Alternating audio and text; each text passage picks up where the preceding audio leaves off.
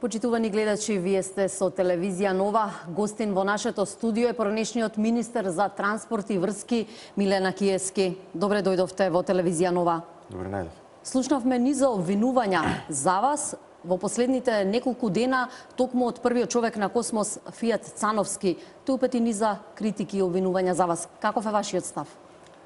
Па јас го гледав тоа интервју. Најнапред сакам да се осврнам на објектот Космос.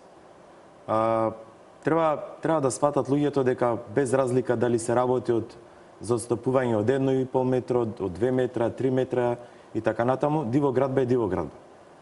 Космос како објект е класична дивоградба и општина Газибаба како надлежна за таков тип на објекти има постапено согласно законот и тоа не го кажувам јас, туку тоа го кажа и управниот суд. Тоа го потврди самиот инвеститор. Впрочем, кога се донесе решението за уривање, самиот инвеститор побара измени во тек на градба, односно неговата дозвола за градба да се измени точно за оние отстапувања што ги имаше и со тоа самиот ја призна вината дека при изградба на Космос имаат направено нешто што е спротивно на законот за градење. И законот за градење важи за сите и за една куќа ако има отстапување од 1,5 метра, вие ако градите дивоградба, ако имате 1,5 метра отстапување, инспекцијата ќе дојде и тој дел ќе го сруши. Така да не треба со кажувањето дека многу малку имало отстапување, дека објектот се рушил политички. Не е точно, туку сите правни аспекти во случајот Космос е согласно законот за градење и сите судски станции во Република Македонија имаат потврдено дека објектот е рушен согласно сите позитивни законски прописи. Во однос на обвинувањата дека сум бил длабоко влезен во градежништво, во градба и така натаму, јас одговорно тврдам дека воопшто ниту имам градежна компанија, ниту сум се занимавал со градење. Тоа се шпекулации, се со цел да се нанеси негативно влијание на мојот имидж. Слушнавме токму низа ставови и приказни за Космос.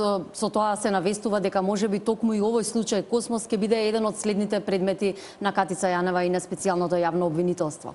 Па видете, специјалното јавно обвинителство во неколку прилики се покаже дека работи по инструкциите на СДСМ. Еве, за подсетување се сеќавате на еден говор што го имаше господинот Зоран Заев во општината Центар, каде што најави дека наредниот период очекува дека ќе има барање за притвор, дека ќе има обвинени и така натаму. И само за неколку дена специјалното јавно обвинителство излезе и точно го направи тоа што го кажа и господинот Заев. Значи, специјалното јавно обвинителство функционира како продолжена рака на СДСМ. Во конкретниот случај, пред некој ден во Слободен печат, медиум кој е многу близок на опозицијата, излегува со став дека во наредниот период случајот Космос ќе биде обработен од специјалното јавно обвинителство. Друг новинар исто така близок до СДСМ кажа дека очекуваат да има притвор. Така да очекувам дека наредните денови специјалното јавно обвинителство ќе излезе на пресконференција и ќе побара притвор за определени лица за случајот Космос. Така да тие се во една спрега и специјалното јавно обвинителство работи како продолжена рака на СДСМ, се со цел до крај да истераат она агенда за политичка хајка на членови на ВМРО-ДПМН. Катица Јанева, специјалната јавна обвинителка, прилично театрално го ја отпочна својата работа и првиот случај Титаник, во него вас ве осомничи за изборни нерегуларности. За што точно станува збор? Таа пресконференција беше доста театрална и повеќе беше политичка него пресконференција која треба да изгледа како едно јавно обвинителство што ја држи. На самата пресконференција не беа приложени никакви докази, немаше никакви аргументи зашто се поднесува барање за истрага, ниту пак барање за притвор. Во самиот конкретен акт што се однесува за мене, немаше ниту еден материјален доказ, ниту пак исказ. Она што ни го прочитаа од самиот документ, бидејќи за жал се уште нашите адвокати, нашите бранители ги немаат добиено документите од специјалното јавно обвинителство. Се надевам дека тоа многу скоро ќе го направат, но она што го предочија воопшто не доставя ниту еден материјален доказ, а мене ме товарат како шеф на изборен штаб. Такво нешто не постои ниту правно, значи не постои таков документ дека јас сум бил шеф на изборен штаб, ниту пак во органограмот на ВМРО-ДПМНЕ постои таква функција. Значи ме товарат за нешто што не постои. И повторно ќе кажам, тоа е една политичка хајка кон луѓе што тие ги утврдиле дека се влијателни во ВМРО-ДПМНЕ, дека треба да ги отстранат. Нивната желба предпоставуваме дека определен период ние треба да бидеме во притвор, па тие слободно да си работат и потоа после не знам 3, 6, 9 месеци, доколку има нешто ќе поднесат обвинение, доколку нема ништо, ќе речат немаше ништо, извинете, сега може да одите на слобода, но не може да учествувате во кампања, не можете да бидете политички активни. Активни едноставно сакаат да нанесат штета нас лично, но исто така и на политичката партија на која ние припаѓаме. Велите немаше докази, тогаш на што се базираат ваквите сомневања, затоа што бевме сведоци, јавноста можеше да слушне, се споменува и некои мерки притвор. Значи, воопшто не предоче никакви докази. Во однос на мерката притвор се бараше во однос на две основи. Првиот основ беше дека јас можам да уништам материјали. Имено се работи за избирачкиот материјал, бидејќи тоа беше предочено како доказ, а избирачкиот материјал беше тука до нас. Значи ние седевме во една соба, избирачкиот материјал од општина Центар беше тука. Тоа значи дека специјалното јавно обвинителство се плаши дека јас можам во текот на вечерта да појдам во судот, да влезам, да го извадам тој материјал и да го уништам. Што нема никаква логика бидејќи судот е добро обезбеден и така натаму. Тој беше првиот аргумент. Вториот аргумент беше дека јас можам да влијам на сведоци. Ние, тоа го кажав јас и во самата одбрана, тоа го кажа и моите адвокати, дека јас имам дадено исказ уште во месец август, бидејќи пријавите претходно од СДСМ беа разгледувани во основното јавно обвинителство. Во месец август јас дадов изјава и ако сум сакал да сведочам, да влијам на сведоци, сум можел тоа да го направам. Ниту сум влијал на сведоци, ниту планирам да влијам на сведоци. Тоа повторно беше една политичка хајка кон членови на ВМРО-ДПМНЕ, односно специјалното јавно обвинителство ги исполнува желбите на Заев. Впрочем, она што го кажа Заев на митингот во Центар, тоа го направи специјалното јавно обвинителство. За вас се споменуваше мерка притвор, но за Верушевски не се оцени дека има потреба од мерка притвор токму во декември за случајот Пуч. Станува збор за различен начин. Па тие се тие дупли стандарди што ги воведува специјалното јавно обвинителство и повторно ако ги видите изјавите што ги дава Заев, ќе видите дека тој кажуваше дека нема потреба притвор на Верушевски и специјалното јавно обвинителство постапи онака како што тој што даваше налози.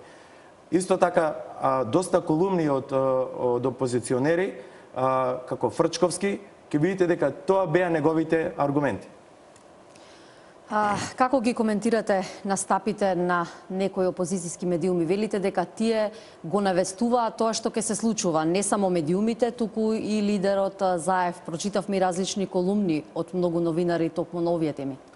Па тие на некој начин спремаат терен за она што ќе го направи специјалното јавно обвинителство. Еве само да ги анализираме последните 4 дена. Ќе видите дека имаше гостување на една национална телевизија од страна на господин Цановски, имаше насловна страна на Слободен печат каде што викаат дека мора да има притвор и дека нареден случај ќе биде Космос. Имаше две колумни каде што повторно најуваат дека мора да има притвор, дека не знам ние ќе сни пееле во тој притвор, ќе сни кажеле се и така натаму. Така да тие го спремаат теренот и потоа претпоставувам во текот на оваа недела специјалното јавно обвинителство ќе излезе за случајот Космос. Ќе видиме многу брзо, но очекувам бидејќи така најуваат медиумите, така најуваат нивните колумнисти дека нареден случај ќе биде Космос. Како се однесува кон вас во текот на целата постапка? Слушнавме низа поплаки, имаше и кривични пријави. Од она што можев да го прочитам во јавноста е дека тие многу се однесувале арогантно, дури за определени лица и со закани. На едно лице понудиле и мито, но јас можам да кажам само за мене, односно како се однесуваја кон мене. Впрочем, наставно што ќе го кажам, можете да видите како тие се однесуваат кон нас. По завршување на распитот имаше подолго време, бидејќи другите лица дава исказ. Разговаравме со обвинителот и ја прашувам, добро, зошто барате притвор кога немате никакви аргументи, никакви докази, знаете дека не можам да ги уништам материјалите бидејќи си тука, и таја така со еден арогантен однос, малку со подпевнување ми вика, знаеш ли Цацко како пееше, вика што мислеше. Тоа е нивниот однос, начинот однесување, арогантен однос со сила, и тоа не е добро бидејќи тие не треба да завземаат политичка страна. Специјалното јавно обвинителство е изгласано со поддршка на сите политички партии. До ден денеска ВМРО-ДПМН не дава поддршка. Сите институции соработуваат, излегува вчера неколку институции дека соработуваат со специјалното јавно обвинителство и тие треба да работат на правдата. Доколку има било какви материјални докази, ние сме тука, ќе ги соочиме тие докази, но не е добро без никаков материјален доказ, без никаков исказ, без ништо да поднесуваат кривични пријави, да бараат притвор и така натаму. Јанакиевски, десетина месеци не сте повеќе министер за транспорт и врски. Токму во ова министерство деновиве и изминативе месеци не можеме да слушнеме за никакви меѓусебни обвинувања, бидејќи овој ресор нема ниту пак министер, ниту заменик од редовите на СДСМ. Светоци сме дека има препукувања и меѓусебни обвинувања во другите ресори, особено во МВР, труд, социјала и во информатичко општество. Вас да наследи министерот Мисајловски, како вие оценувате неговата работа? За жал, министрите што дојдоа од СДСМ и замениците од СДСМ не понудија нови проекти, не понудија нови законски решенија, не понудија нешто што ќе им го направи на граѓаните на Република Македонија животот подобар. Тие цело време одат со некакви поднесување на некакви кривични пријави, кочење на проекти, политизација на институциите. Знаеме дека министерот за внатрешни работи вработи еден голем број на луѓе кои се партиски активни луѓе на СДСМ. За разлика од тие институции, Министерството за транспорт и врски, каде што Мисајловски претходно беше државен секретар, потоа беше директор во Агенцијата за државни патишта, наследи еден одличен тим кој знае да работи, тим кој има реализирано голем број на проекти и Мисајловски со нив одлично работи. Гледам скоро секој ден се најавуваат нови проекти, реализација на проекти што се веќе започнати, како изградбата на патишта, каде што околу 3000 луѓе веќе работат на тие патишта. Половина од новите модерни возови се веќе пристигнати во Република Македонија. Гасификацијата интензивно се гради веќе, ќе започне да се гради и делницата од Штип до Неготино. Тоа се сите оние проекти кои ВМРО-ДПМН ги ветува пред граѓаните и ги реализира. Тоа е она што е препознатливо во ВМРО-ДПМН и во иднина ќе продолжиме како политичка партија без разлика дали јас ќе бидам активно вклучен во извршување на тие позиции, но со мои идеи и предлози се надевам ќе учествувам и во креирање на новата програма која веќе интензивно се работи во нашата политичка партија. Повторно пред граѓаните ќе излеземе со конкретни проекти, со конкретни рокови, бидејќи граѓаните веруваат во нашата програма. Ги споменавте инфраструктурните проекти, повеќето од нив почнаа токму во ваше време. Светоци сме дека економијата е во сенка на политиката, но како оди динамиката на реализација со оглед на сите политички турбуленции? Она што го знам и сепак следам, бидејќи ме интересира ресорот транспорт и врски, со добра динамика се движат проектите, изградбата на автопатиштата, пругата кон Бугарија, но исто така има најави за нови проекти, веќе е склучен договорот за изградба на експресниот пат од Градско Прилеп, многу значаен патот од Штип до Кочани, реконструкција на делници од автопатот, така да и во наредниот период градежништвото ќе биде двигател на економијата во нашата земја и очекувам дека во новата програма ќе има уште многу проекти во делот на инфраструктурата, се со цел Република Македонија да ја направиме што е можно подобро место за живење за граѓаните во Република Македонија.